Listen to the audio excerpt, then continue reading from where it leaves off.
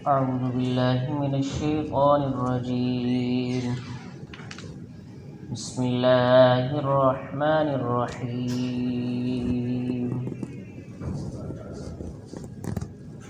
الله لا إله إلا هو الحي القيوم لا تأخذه سنة ولا نوم له ما في السماوات وما في الأرض من ذا الذي يشفع عنده إلا بإذنه يعلم ما بين أيديهم وما خلفهم ولا يحيطون بشيء من علمه إلا بما شاء وسع كرسيه السماوات والأرض ولا يؤوده حفظهما وهو العلي العظيم.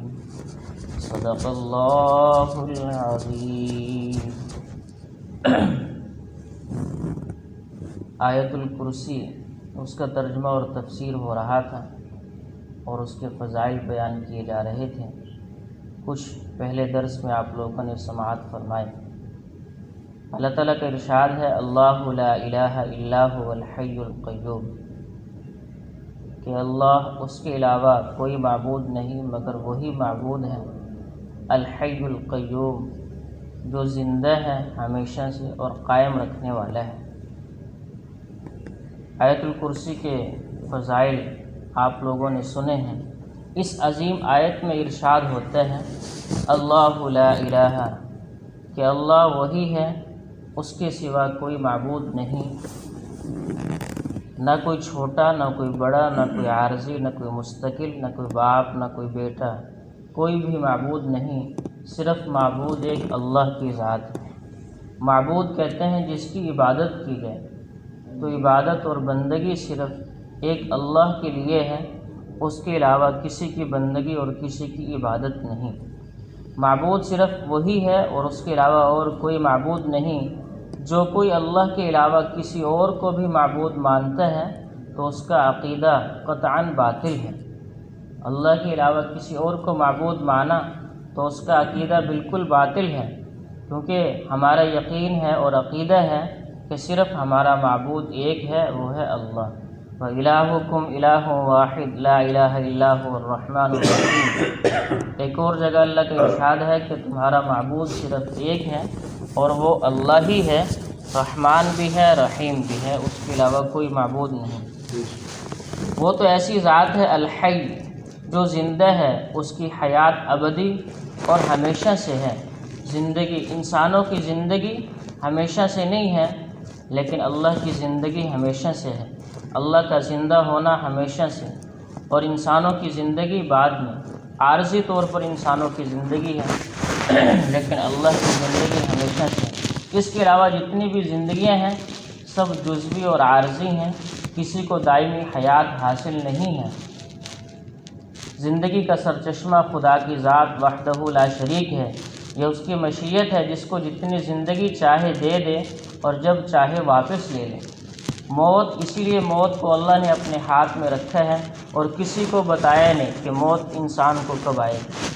کس انسان کو موت کب آئے گی اللہ نے کسی کو نہیں بتایا، حتیٰ کہ انبیاء علیہم السلام کو بھی نہیں پتہ.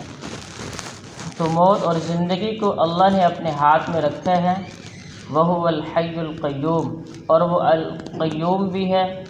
قیوم کسے کہتے ہیں؟ جو خود قائم ہے اور کائنات کی باقی تمام چیزوں کو قائم رکھنے والا ہو، اپنے قائم ہونے میں کسی کا محتاج نہ ہو اور ساری چیزیں قائم ہونے میں دوسرے کی محتاج.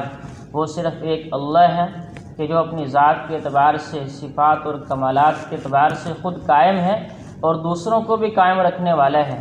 وہ عالم بالا سے لے کر ذرہ ذرہ تک کا محافظ اور نگران ہے.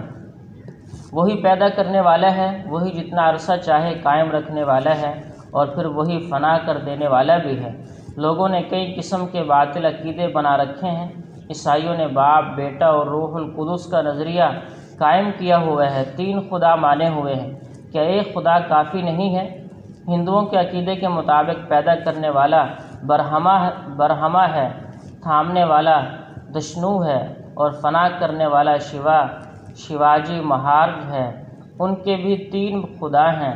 اللہ تعالیٰ نے ایسے باطل نظریات کی تردید فرمائی اور یہ بات واضح کر دی، الحی القیوم، کہ وہ زندہ ہے ہمیشہ سے، اور قیوم، پیدا بھی کرنے والا ہے، پرورش بھی کرنے والا ہے، قائم بھی رکھنے والا ہے، اور فنا بھی کرنے والا ہے۔ اس کے علاوہ جتنے بھی عقیدے ہیں سب باطل ہیں، کہ جو کئی معبودوں کو خدا مانتے ہیں اللہ کے علاوہ، کئی معبودوں کو خدا مانتے ہیں تو وہ سب ہی باطل عقیدے پر ہیں، اور سب کا ٹھکانہ جہنم ہے۔ جو صرف ایک اللہ کو اپنا معبود مانتا ہے اور معبود جانتا ہے، اسی کی پرستش اور اسی کی عبادت کرتے ہیں، یہی صحیح عقیدہ ہے۔ اور پھر اس مالک الملک کی ہر چیز پر نگرانی اور حفاظت بھی اس طور ہے کہ لا تأخذہ سنۃ ولا نوم، ہر چیز پر اس کی حفاظت اور نگرانی ہے۔ کیسے نگرانی ہے؟ انسان تو نگرانی کرتے ہوئے سو بھی جاتا ہے، چوکیدارہ کرتے ہوئے اس کو نیند بھی آ جاتی ہے، پہرا دیتے ہوئے نیند بھی آ جاتی ہے، لیکن قربان جائیں اس ذات پر، لا تأخذہ سنۃ ولا نوم، نہ اس کو نیند آتی ہے اور نہ اس کو اونگ آتی ہے۔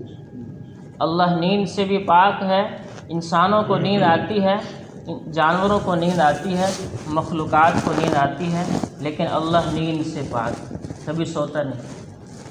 اللہ کا دروازہ کبھی بند نہیں ہوتا، انسانوں کے دروازے بند ہو جاتے ہیں، لیکن اللہ کا دروازہ ہر وقت کھلا ہوا ہے، اللہ کا دربار ہر وقت کھلا ہوا ہے۔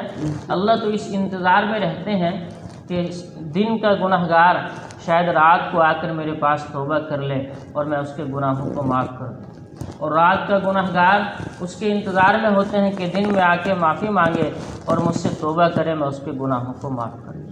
ہر وقت اللہ تو اپنے بندوں کے انتظار میں ہے، لا تأخذہ سنۃ ولا نوم، ایسی نگرانی کر رہے ہیں اور ایسی حفاظت کر رہے کہ اس حفاظت اور نگرانی کے دوران نہ کبھی نیند آئی ہے نہ کبھی اونگ آئی ہے۔ اونگ اور نیند تو غفلت کی علامت ہے، اور اس کو آتی ہے جس کو تھکاوٹ ہو جائے اور آرام کی ضرورت ہو، مگر اللہ کی پاک ذات تو نہ تھکتی ہے، نہ اسے آرام کی ضرورت ہے، نہ اس کو تھکاوٹ نہ آرام کی ضرورت ہے۔ یہ تو ناتواں انسان ہے جو کچھ مشقت کرنے کے بعد تھک جاتا ہے اور پھر اسے آرام کی ضرورت محسوس ہوتی ہے۔ اللہ تعالیٰ نے اس کے لیے نیند جیسی نعمت تیار کی ہے، اللہ نے اس کو سباتن کہا ہے۔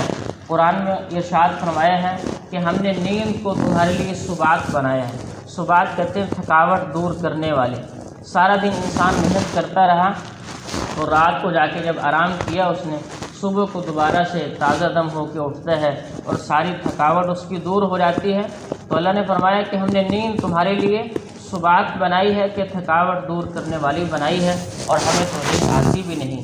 انسان آرام کرنے کے بعد اس کی تھکاوٹ دور ہو جاتی ہے، تاکہ جب محنت کرنے کے بعد تھک ہار کر جب سو جاتا ہے، کچھ دیر آرام کر کے پھر سے دوبارہ تازہ ہو جاتا ہے اور دوبارہ کام کاج اور عبادت میں مصروف ہو جائے۔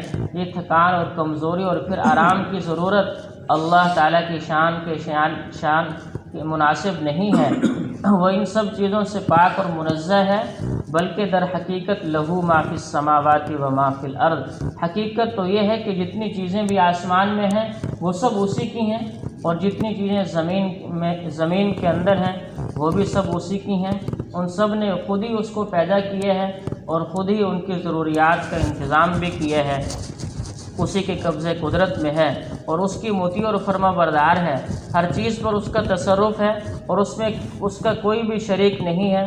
وہ ذات ایسی ذات ہے یصرف الامر کیف یشاء، جیسے چاہتا ہے اپنی کائنات میں اور اپنی مخلوقات میں تصرف کرتا ہے، اس سے کوئی پوچھنے والا بھی نہیں۔ تصرف کرتا ہے جس طرح چاہتا ہے، کسی چیز کا گھٹانا، کسی کا بڑھانا، کسی کا بلند کرنا، کسی کو پست کرنا، کسی کو زندہ رکھنا اور کسی کو مارنا، سب اسی کے اختیار میں ہے۔ ہر چیز پر اسی کا حکم چلتا ہے، اس کے علاوہ کسی اور کا حکم نہیں چلتا۔ ساری مخلوقات، حتیٰ کہ آسمان کتنی بڑی مخلوق ہے وہ بھی اللہ کے سامنے مطیع اور فرما بردار ہے۔ زمین کتنی بڑی مخلوق ہے، سورج، چاند، ستارے، سیارے، کتنی بڑی بڑی مخلوقات ہیں، وہ سب اسی کی مطیع اور فرما بردار ہیں۔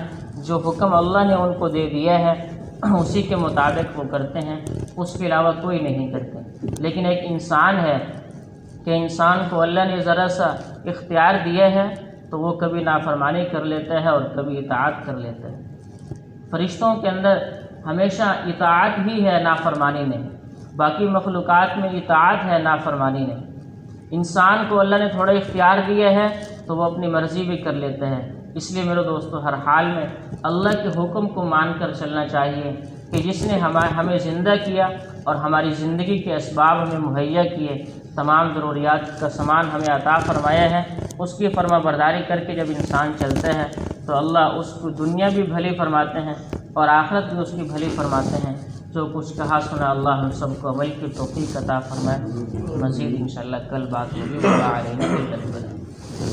اللهم لك الحمد كما ينبغي لجلال وجهك وعظيم سلطانك۔ اللهم لك الحمد كله